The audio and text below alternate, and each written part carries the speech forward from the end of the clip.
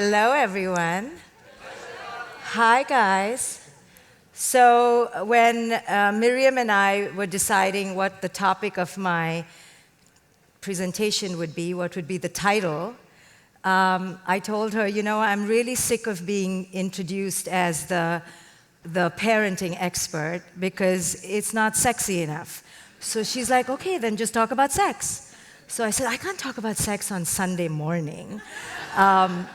But let's pretend we're going to talk about sex so that the people will come, and let's call it conscious intimacy. So see, do you see how many men are in the room? It worked. So I know you probably think conscious intimacy is about, some sort of tantric breathing or some sacred copulation. But like all good sex, it starts with a lot of foreplay. So we have to go to a place before the bedsheet to talk about conscious intimacy. So just like in parenting, where we've understood now that by age 2, the kid is pretty much screwed up, so it is with conscious coupling. It all really begins in early childhood. Whether you like it or not, you cannot escape your early fate. But there's beauty there. It's not as abysmal or dire as feeling as if you're caught in the matrix of your early childhood caregiver's unconsciousness. You are, but there is beauty there. Because this is what life is about. To understand what your earliest matrix was, what was the algorithm that made you you, that allowed you to be the child you were and then grow up into the adult you became and are. And to discover that is the journey of your evolution. So then your earliest years becomes the template, the foundation upon which you begin to understand who it is you are. So just like in parenting, we must go to the beginning if you want to understand how to be the most consciously intimate being possible. And just like in parenting, we understand that the child has core needs, very simple core needs, but for some reason, they simply don't get met. The needs are simple. You had them, I had them. Just the need to be seen, to be heard, to be understood, to be accepted unconditionally, unequivocally, for who it is we were. But why is that so hard? Why weren't we bequeathed this one treasure? To be authentically free. To be authentically our greatest manifestation, our deepest self. Why? Why is this one gift not just given at birth? Why is it that we have to go through eons, decades of finding, unfolding, striving, coming to Mind Valley events year after year, looking for this elusive gift that was our right, but for some reason never given freely. And this is the greatest orgasmic pleasure possible. Not found in some Kama Sutra pose 1012 part A in the Kama Sutra workbook. He's like, how come I don't have the workbook? Mine only goes to position 62. Well, you'll have to come and take one of my courses. So the greatest orgasmic pleasure, the greatest intimate act is not found anywhere but in your finding of your authentic self. So people come to me, client after client, looking for someone to blame, looking for someone to cast aspersion, responsibility, accountability, my husband, my child, the system, the teachers, the past, my parents, looking because they're trying to find meaning in the wrong place. The one thing about couples, and I always say that there is no client more challenging than the couple. No client, even the most defensive parent who must be holier than thou, is not as challenging as the parent because it is in the couple relationship. No matter if it's Bob and Don or Bob and Brenda or anyone of any variety or 2 or 3, people who couple together or triad together or more together, this is where The storms of the past play themselves out. This is the tapestry, the movie screen upon which the drama of your childhood fully unfolds in the couple. So the couple, as a client, I tell you, are the most ornery, difficult, resistant unit ever. They come to work things out together, but it's like to get her and to get him. That's what it's about. There is no together. So if I so much as so give the other one more attention, like, oh, nice outfit, or, oh, nice button-down shirt, or nice cologne, or I'm looking at the guy too much, that's it. Right? Then the woman will be like, every time before session, he's like dressing up and, wearing the blazer that you liked 6 weeks ago. And what I begin to see is what I see in every client, but more so here, that we are just children masquerading as adults. Toddler tantrums abound in the couple. The fighting is only mirrored by two siblings under the age of 5. Every couple that thinks it's a couple is really replaying very archaic dynamics from the past. We're fighting to be seen, fighting to be heard, fighting to be validated. I mean, that's it. Why do couples fight?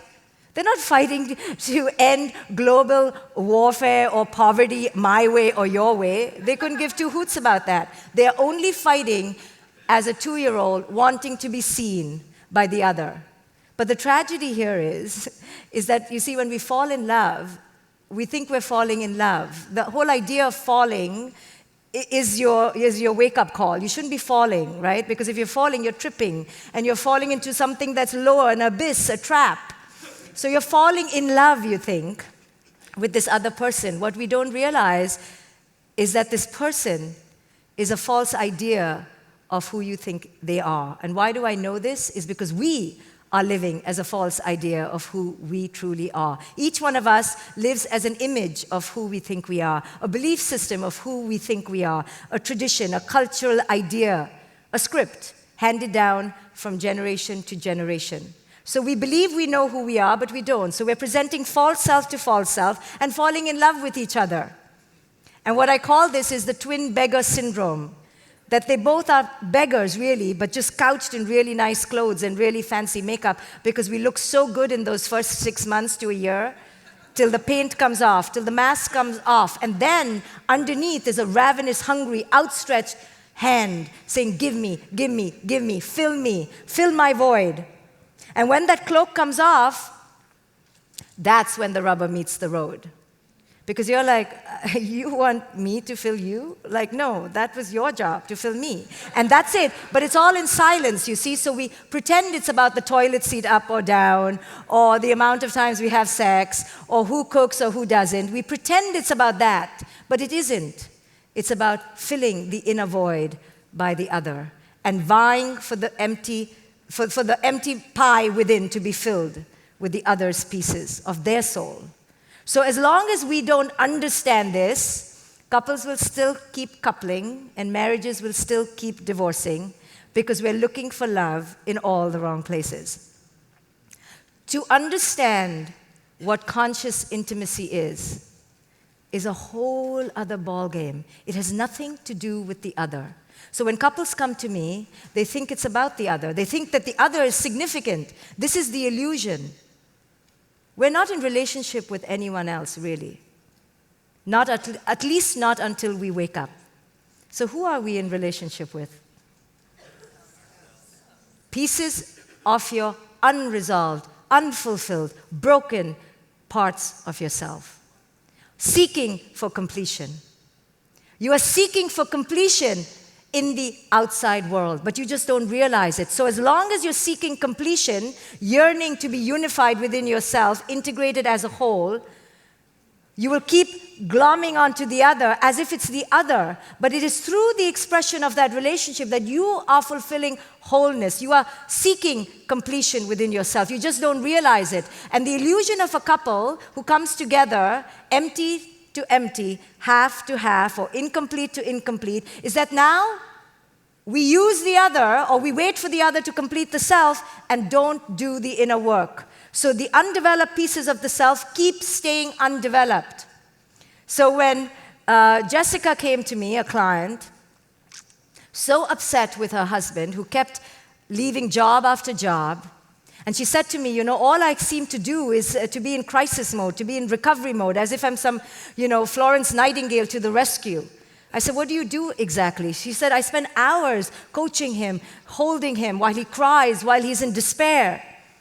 So she thinks it's about her partner, Mark. She's convinced if he only got a job, they would be in a better position. It's all about the health insurance and her unsafety in the financial world. It's all about her feeling unsafe, that we can't pay the mortgage, we can't pay the bills. So if only he, if only he, if only he. And traditional therapy can go on for years trying to fix the he and the she of our imagination. You see, Mark wouldn't exist if Jessica did not have an emptiness within her.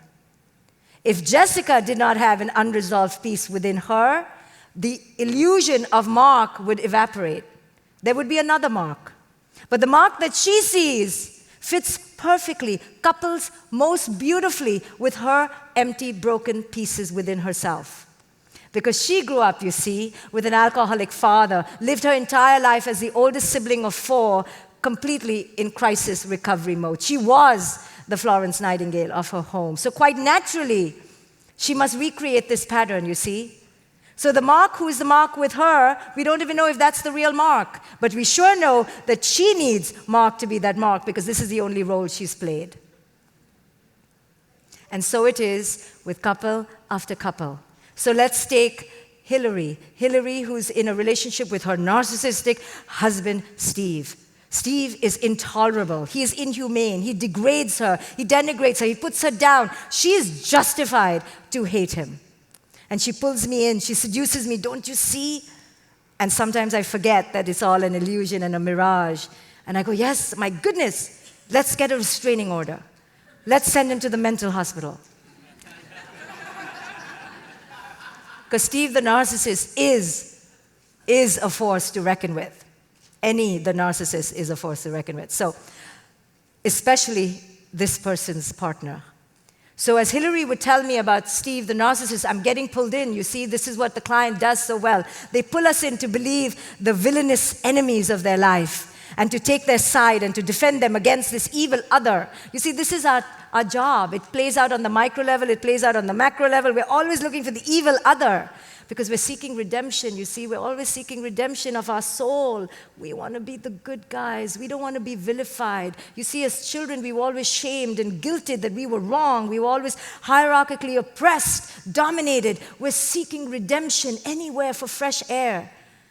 At the cost of our children, at the cost of our partners who we love so much. It's okay.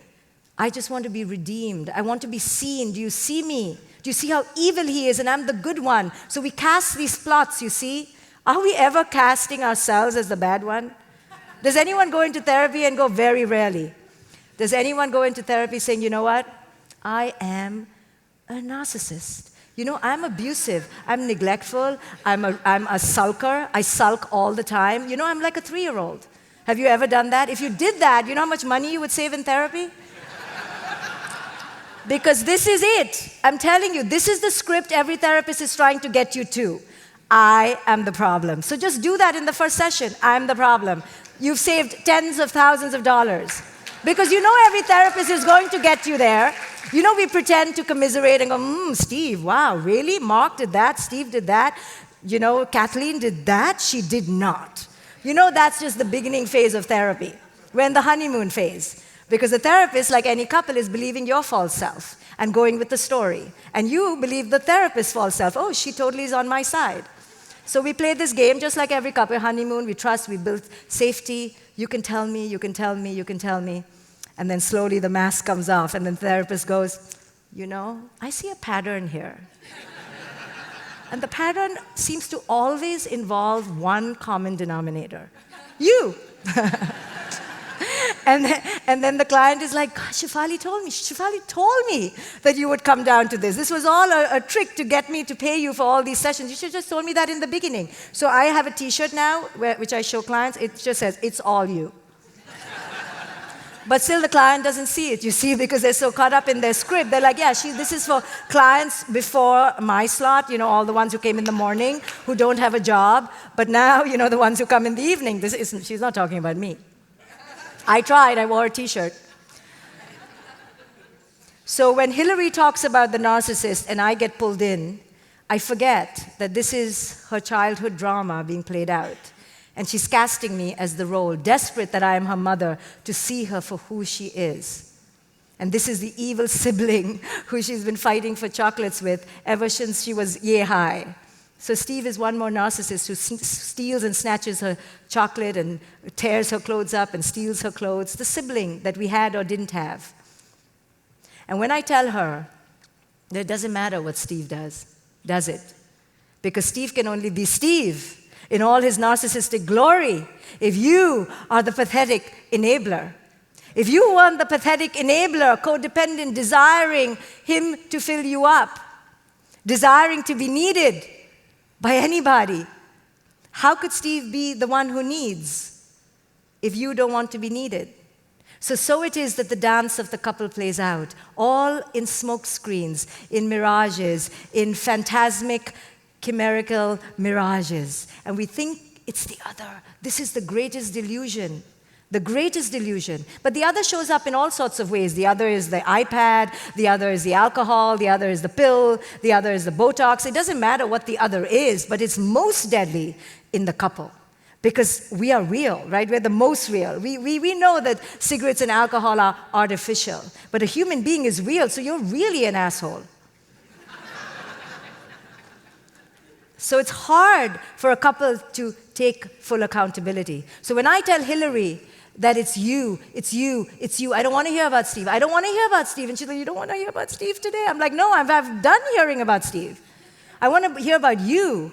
How you say yes when you meant to say no. How you allow when you meant to disavow. How you gave in when you meant to deny. How are you being you? That's all I care about. Because you are the one who allows the blossoming of the other. The seeds of the other can only blossom in your garden because your garden is in your mind. So the other takes fruit, bears fruit, blossoms into the oak tree, large and gargantuan, because your inner terrain is saying, come, invitational, fertile, come, grow your roots in me. But if your soil is not going to allow the tilling of the other's tree, there will be no possibility for the other to grow. So you get to decide what that soil looks like and who that soil invites in. And so it is with Gabby and her partner, Samantha. So it is in that couple too. Don't think the girls have it easier. They too. So Gabby will complain that Samantha is neglectful, that she's constantly rejecting me. She's angry. And after commiserating with her, after a few weeks, then I will tell her, no, you're looking to her as if she's your mother. You're looking to her to fulfill something within you that simply cannot be filled by her because she's empty herself. Do you see how empty she is? So how can we ask the other? The other doesn't have the capacity to do what we're asking. You see, this is the thing with adult couples. We're asking the other to do something that simply cannot be done. The function that we're asking the other to do, to unilaterally, unequivocally, unconditionally accept us, the time for that is past. If it did not happen in early childhood, it cannot happen by another ever again. And this is why I do the work I do in parenting, because that window, the window and that function of the parent, the mother within the father, the mother within the mother, that mothering function is so pivotal because that mothering function of mirroring to the infant, to the toddler, that I see you, I hear you, I accept you unconditionally, is the most pivotal one because it cements within the infant, the toddler, the young child, that I am worthy as I am. So if that is not done, I tell Gabby and Samantha, the other cannot do it. Now the task for that can only be done by you. The reparenting can only be done by you. The remothering can only be done by you. And how? By you finding who it is you are, who you always were, but it was never given to you. That gift, as I said, was never bequeathed. So now you have to re-gift it to yourself. But looking for it in the other is all a mistake. But it's not our fault, really, you see, because this is the pattern repeated in your home, in my home, in my mother's home, in her sister's home. This is the ancestral patterns, because this dimension we live in is predicated on unworthiness. Because otherwise, if it wasn't, if we were all worthy, there would be no capitalism. Capitalism is predicated on our unworthiness. The whole cosmetic industry, the whole technological industry, now artificial intelligence. I mean, don't you think we should be so terrified of something called artificial? We don't even have natural intelligence. So, culture, you see, has created a hunger within us. Culture, you see, in the name of tradition, in the name of customs, in the name of institutions, has ingested the parent's mind in lack. So the infant has no hope, because within the amniotic fluids here is fear already. So the parent is a pawn, is the greatest pawn to the capitalist system. That's why I work hard to break parents out of their stupor, because I go, don't be a pawn. You are completely selling your child out to a system that is only working on your fear. So don't. That's why I want to wake the parent up, because I see the collateral damage on the young. So we have no chance, you see, because from birth we are indoctrinated into fear. So as long as that is the predicated foundation of our existence, we will keep seeking the salve, the balm, the alcohol to soothe, the injection to ingest, to alter reality. Because the reality is too difficult. You see, our inner reality is too difficult, so we're constantly escaping our reality. And today, even more so. You know, we want to hack growth. We want to hack the present moment. We want to live in the future. What are we doing? Unless we understand how culture has lied to us from our birth. And it's not our parents' fault, because they were pawns, they were asleep, they were robots, they were reactive. They were dismally unaware.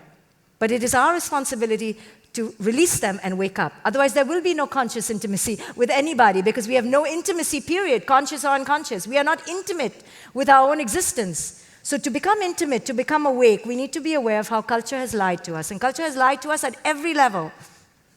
Everything culture tells us is a lie.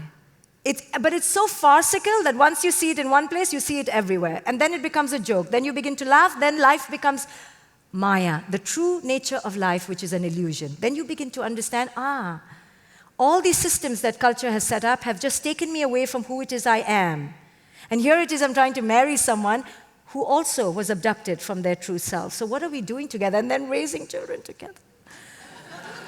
But this is what we will do, because capitalism thrives on our stupidity, on our ignorance, keeping us in fear, away from who it is we truly are. So as young as a day old, we're given a gender. And right there, we are abducted from our true sex. Because gender has nothing to do with what biology gave us, what nature gave us. Nature gave us a sex.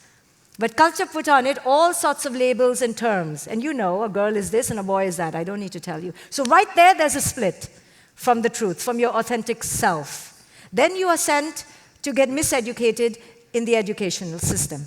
And you go to become schooled in how to be a sheep to the slaughterhouse, where really you should be unschooled. So there we go. And then we're taught to pray to a God who lives far outside of us and who's white and a man. So again, we don't find resonance. And we're like, who am I? Who am I? Who am I? Who am I? But we're told who we are. We're told who we are. We're told who we are, and there is no resonance to our truth. So do you know how disconnected we are by the age of 2 or 3? The disconnection is mired, it's seared, it's imprinted. The scarlet letter is already on our chest. We don't need to commit adultery for it. It's already here. Because the lies that we've been told divorce us from our truth, and we can never find. We're looking, where do I find me? And you're like, it's in that God or in that goddess. And you're like, no, that's not me. That's not my authentic expression. And you're told, yes, it is. And your parents, just because they were indoctrinated in the same hierarchy of oppression, they don't know any better. So we cannot blame our parents. This is not about you leaving this room and going, Mom, she said that this is what you did to me by the age of 2. This is not about them. This is about understanding the ignorance that is ubiquitous. It is a spiritual somnolence. We are asleep in a culture that is thriving on our state of mind, on our state of unawakened unawareness. So the responsibility is in our hands. We cannot wait for culture to say, you know what, don't come to this shitty school system because really it's so crappy you won't even know how to count by the end of 12th grade. Don't. Culture won't tell you that. Why would culture tell you that? How would it employ people and make money and create therapists and educators and coaches and linguists and ADHD medication and a big pharma? How would it do that? There's a whole system that depends on this. And you are part of the system. You are responsible to keep the system going, and you feel very obligated. You're like good citizens, marching to the beat of a culture that keeps robbing you of who it is you are. And here it is now. Now we grow up, we've been schooled away from authenticity, right? And then we're told to go look for love, right? In the other. Go find that soulmate. There's one person out there that can fulfill you.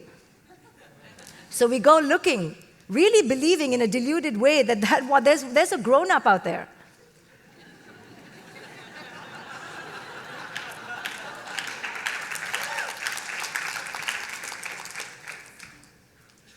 How old do you think the average age is of this room? See what they're saying about you? 3, 5. But you're right. Because it doesn't matter how you look on the outside, and how well you pay your bills on time, and how well you keep your sparkling jewels in your little case, and how perfectly lined your lips are. It doesn't matter. And you know that. Because when the wedding is done, and the heels are kicked off, and the wig comes off, you're like, who are you? How come I didn't see any of this? Of course you're not going to see any of this, because we're all living in false self. The truth is our emotional age. The truth is our spiritual age. The truth is our consciousness. And that has never been developed. It's not our fault. It's never been developed. Who goes to school to learn about emotional health and emotional abundance and how to live in interdependence and oneness? Who? No, none of us. So it's not our fault, but this is the truth. So don't think you are marrying a 29-year-old accountant, you know.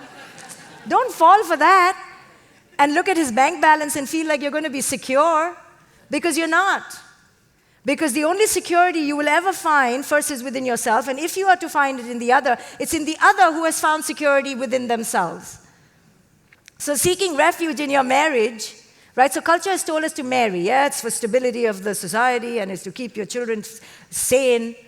How many of you have parents who are still married? Don't raise your hands. The question really is, how sane are you because of it? So culture has told us that you get married, but culture doesn't tell us, marry your truth, marry your authentic self, marry your inner liberation, become your freedom before you even seek it on the outside. Culture tells us divorce is bad, it's a failure. It's a regression, it's a dismal sliding back into a primitive way of being. How could you? It's selfish. This is what culture lies to us. Instead of telling us, celebrate that you have divorced your false self. Celebrate that you have left behind vestiges of your past, you have released the cycle, and you are now entering a new cycle of being. Culture doesn't tell us that, because culture lives bathed in your fear. It is bathed in fear, because out of fear comes consumerism. Only when we're incomplete, we want to eat, we want to buy, we want to fill. So culture thrives on this. So culture keeps lying, and we keep falling for the lie. We keep thinking, you know, everyone else's marriage didn't work out, but mine, in my white dress, is going to work out, because I'm unique. Yeah, I know I'm wearing a white dress. It's okay. I know I'm just like everyone, all the million girls before me, but I'm really unique. My marriage is going to be different. I know I still want the 3-tier wedding cake, and yeah, I want the diamond, of course. It's not because I'm like everyone else. I'm unique. Okay? So in your unique narcissism, you believe that you're going to hack this thing called conscious intimacy. You're going to find it. But really, in truth, it's patterns, repeating patterns, repeating patterns, repeating patterns of a 2-year-old looking for love and validation in another 2-year-old. This is the marriage. I'm going to attend a marriage today. Really? How old are the people that are going to get married? Are they 2 or are they 5? This is what you should ask. Because emotionally, that's the party. The party is celebrating toddlerhood, you know?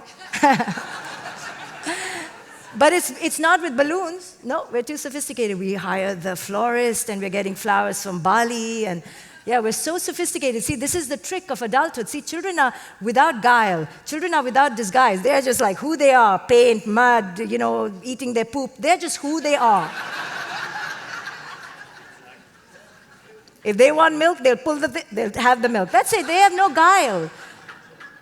But we're so sophisticated, you see, and this is the treachery. This is the illusion. The more the masks, the more the foolhardy ignorance. This is why we are all suffering, because adults are the most treacherous. We are simply masquerading as grown-ups. There's nothing grown-up about us. To be grown up means to grow yourself up.